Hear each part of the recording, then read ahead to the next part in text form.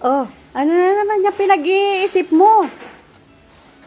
Tatay, ano yung iniisip mo? Abi, kumain ka na.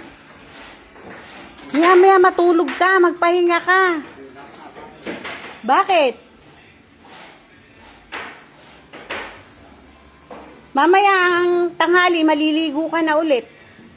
Sana kung may hanap buhay ako. Ay, nagdadrama na naman. Ano na? Kain ako. Wah, hindi akong papakagutom. May hanap buhay ka. Ala! Ayan, yung ginagawa ko sa'yo, hanap buhay mo yan. Ako! Gusto na naman itong uminom, Toteng. Kaiinom lang kahapon. Itulog mo yan, tatay. Sige na, kumain ka na. Tsaka ka matulog. Sige, huwag niyo ako intindihin. At ako may pupuntahan pa kaya-maya. Ay, si tatay na naman. Ay.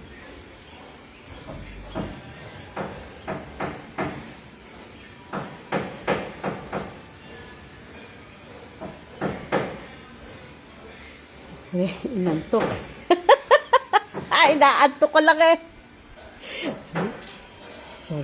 Sige na, magpahinga ka at napagod kang mag-drive mula kanginang umaga. Ayun na, pinasarap pa yung mga siguro. Oh. Pa kami umaya.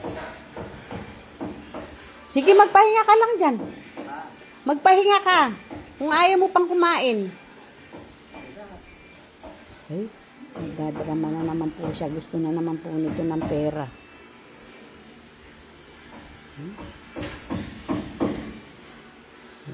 Ay, kung ano-ano pumapasok sa isip niya.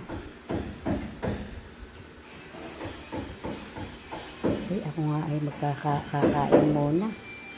Andun na po, nilagyan ko na siya ng pagkain dun. Ayun, nakatakip. Binigyan ko malamig na tubig kasi hindi malamig na yung tubig niya ron.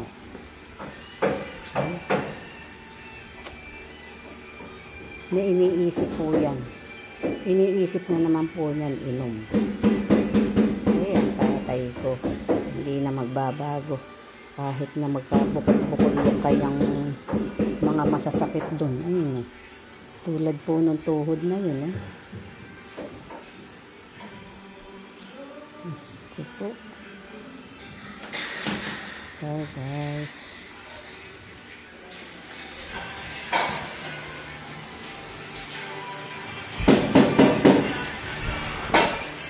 May iniisip, Toteng. Balak na namang uminom nito. Eh, ka sa akin, pahingi raw 5. Kala ko kung anong 5. May gaya ka na, no?